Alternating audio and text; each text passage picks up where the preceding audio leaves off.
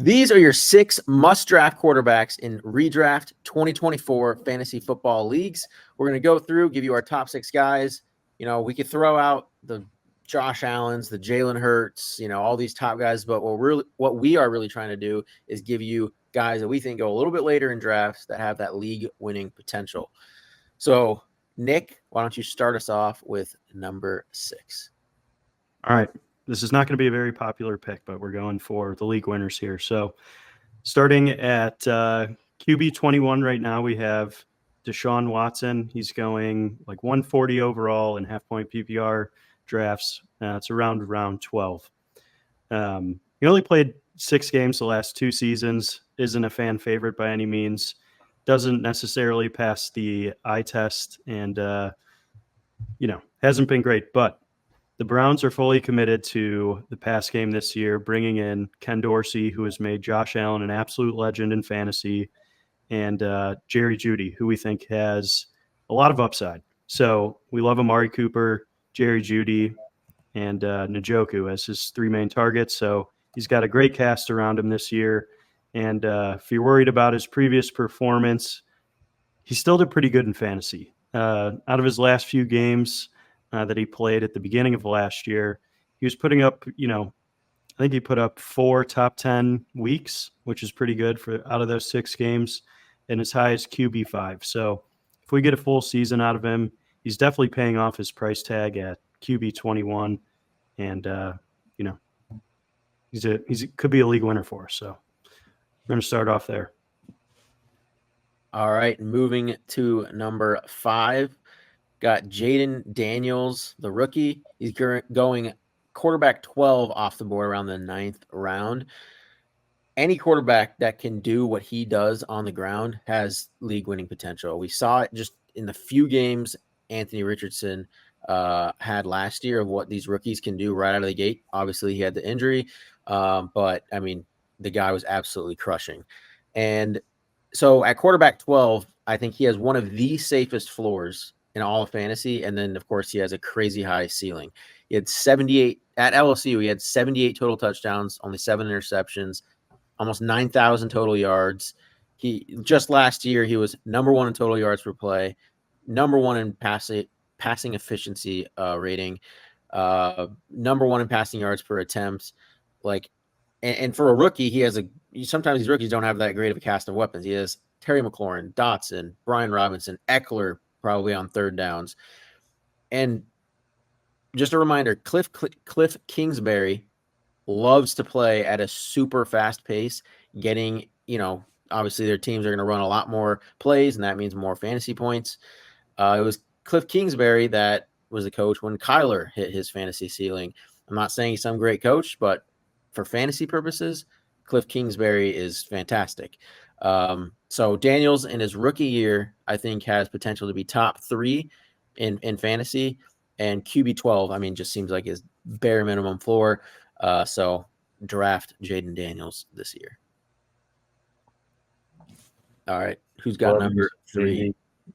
Number 3 and or number 4 on our list, Aaron Rodgers, currently QB 20. Again, going in round 12 with Deshaun there. Another guy we haven't really seen a lot from, at least last year, literally 4 snaps on the Jets. But my main argument for Rodgers is that aside from the Achilles, his situation hasn't really changed much, and his pass catchers have actually improved. Last year, he was going as QB 12 off the board, and then they add Mike Williams in the offseason. They draft Michael Corley, and you get a healthier Breece out of the backfield. So with Rodgers, not quite like the first 2 guys that we mentioned in terms of ground rushing upside, and we're likely going to get less than we did in years past. He's 40s coming off the Achilles, but he's never been a guy that we've relied on his legs to get him to fantasy relevancy.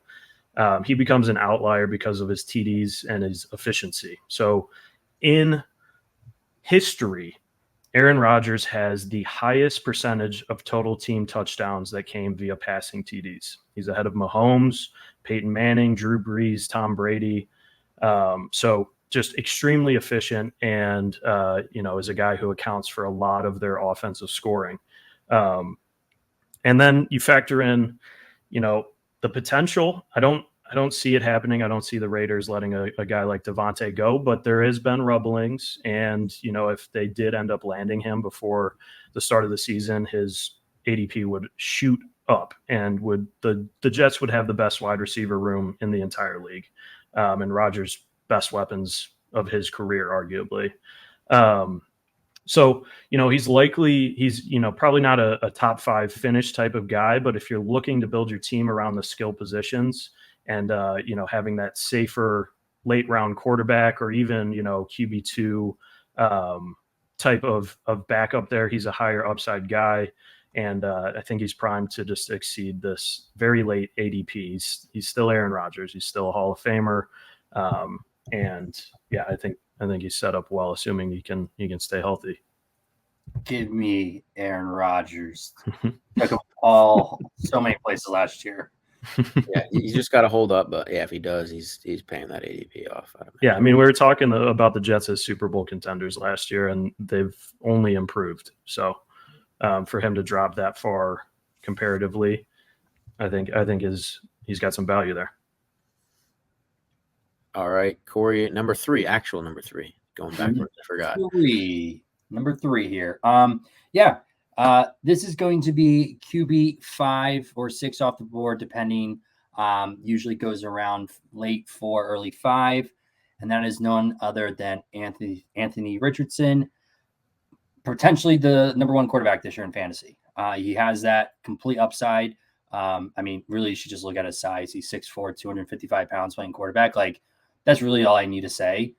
We can move on to 2 here, but I will give you some stats to back up why he is going to be the number 1 quarterback this year in my eyes, maybe in some other people's eyes, and hopefully in your eyes is now. And we can help you win your leagues and not take, some other quarterbacks, and hopefully we can help you out here. So the biggest thing everyone's saying is he's an injury risk, coming off the shoulder injury that he hurt in high school. Okay, that's fine. You can say he's an injury risk. We'll look at the quarterbacks who go before him. That is Josh Allen. What does Josh Allen do? A lot. Runs the ball a lot. Has he been hurt? No. But there is the potential for him getting hurt. Lamar Jackson goes before him. Lamar Jackson, last year's MVP, the year prior, hurt, out for the season. Patrick Mahomes goes before Anthony Richardson. Patrick Mahomes has been injured, not season long, but he's been injured. He also runs the ball. The other one, Jalen Hurts, runs the ball heavily as well, and he's been hurt as well. So if you want to throw the old argument, that's a very lazy argument, I would say, in my eyes, saying injury risk. Of course, it's the NFL. People get injured. But, he's put on 15 pounds of muscle this year. He's coming into his second year. He's been in the quarterback room studying a lot. All the reports that come out of the Colts camp is that he is a film junkie. And that's what you want in a basically, I want to say rookie quarterback. He's not a rookie quarterback. He played 4 years, played 4 games. Really only played in 2 of them. The other 2 he got taken out because he was hurt. But to go back and relive those 4 games that he played in was unbelievable. The pace that he was on last year, if he would have played the full season, he would have led all quarterbacks in rushing yards with 925, 26 rushing touchdowns. Obviously, that's very inflated because of what he did, but that's just insane. And that's on 170 attempts. That's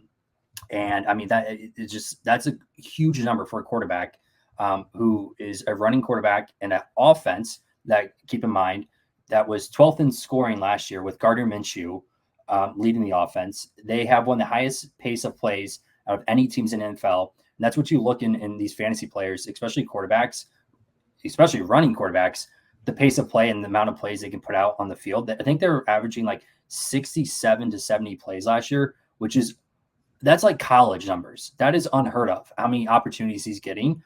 Okay, so now you want to play the argument, well, he can't throw the ball. Well, let's take a step back here. So last year, in the games that he played, he had the fifth highest catchable throw rate percentage. That's behind Dak, Purdy, Lamar, Derek Carr, and then Anthony Richardson was number 5 at 63. Dak was at 74. So it's a 14% difference between those. But the Colts offense has just gotten significantly better in the offseason. Again, they have a top 5 offensive line, if not a top 2 in my eyes. So Shane Steichen is a very good offensive coordinator. He designs plays. They have a healthy JT. They re-signed Michael Pittman. They went out and got A.D. Mitchell in the draft. thoughts on AD Mitchell, here and there, but he's still going to be a deep threat ball. You got Jelani Woods coming back, who I'm very high on. Some other people are very high on. Like, they have the weapons there for him to succeed. And I can't imagine Anthony Richardson, if he plays a full season, how he does not finish as the number one quarterback in fantasy football. He has all the tools. He has everything going for him. The Colts are going to be significantly better this year. They're going to be competing.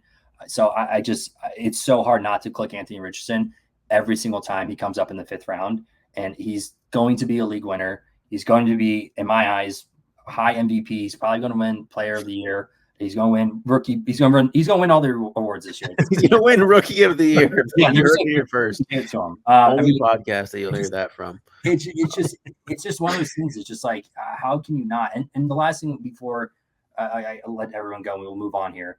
I'll get off my pedestal for Anthony Richardson, not because I'm a Colts fan, but just because he's a freaking athlete. Anthony Richardson averaged 7 yards a pass last season in the 4 games he played. And that's a very small sample size. He only threw the ball 84 times in those 4 games. So like that average was one of the highest among those first 4 games. And you can only think about what a full 18 games is going to look like and throwing the ball deep. I mean, it's going to be fun to watch him this year, and he's going to crush it. So take Anthony Richardson and you'll win your drafts. I promise. He really could break fantasy this year. You didn't even mention the windmill dunks and the through the leg stuff he's doing. I mean, this dude is an absolute freak. Yeah. Yep. All right. Number two, another rookie here, Caleb Williams, bear down baby. QB 15 off the board right now, going in about round 10. So let's start off here. Given he's a rookie, let's look at the past. Every advanced metric shows how elite Caleb was the 3 years he was in college. So in those 3 years, among 122 Power 5 quarterbacks with 300 plus dropbacks, he ranked 5th in PFF pass grade, 3rd in passer rating, 23rd in adjusted completion rate, and 7th in yards per attempt. So with all those metrics, obviously doesn't need to be a run first quarterback, but ended up scoring a ridiculous 27 rushing TDs in 37 games. So that upside is still there. Now we take a look at the present. Walks into a situation with DJ Moore, Rome Odunze, Keenan Allen, Cole Kmet, DeAndre Swift. On top of that, you got a new offensive coordinator, Shane Waldron, in there. Let's look at Shane Waldron's last 3 seasons as an offensive coordinator. His teams were 8th in neutral pass rating, 5th in neutral pace. And that adds up to a ton of passing volume, tons and tons of passing volume. On top of that, he also has one of the easiest strength of schedules for quarterbacks this year. You see the reports coming out of camp.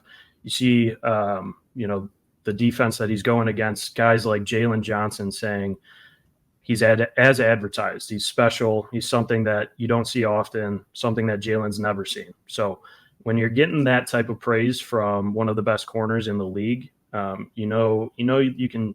He's not just saying that because he's his teammate.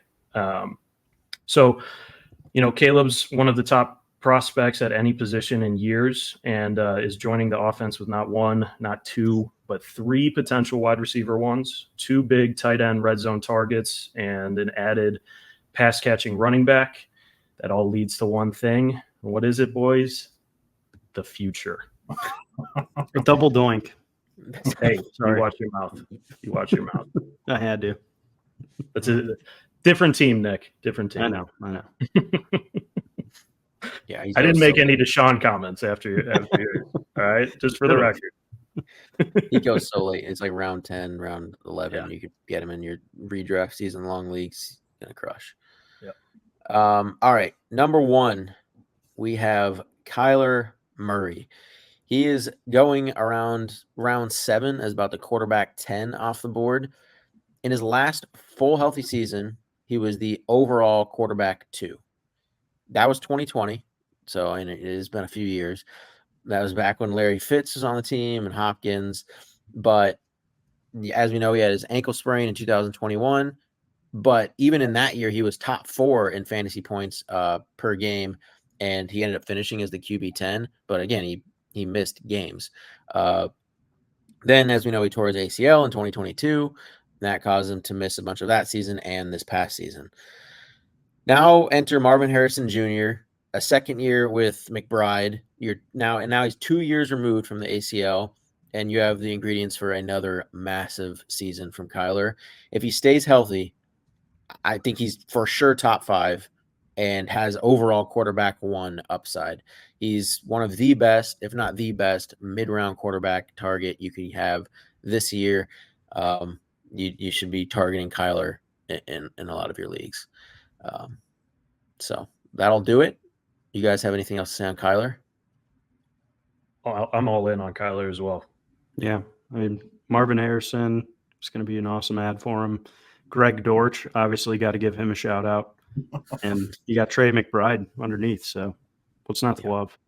I think his floor is top 5 if he stays healthy. So, all right, that'll do it for our 6 must draft quarterbacks. Please leave a like, subscribe, maybe leave a comment on who you think the must draft quarterbacks are this year, and we'll be back next video with the quarterbacks you must avoid in 2024 fantasy football. So stay tuned for that, and we will see you next time.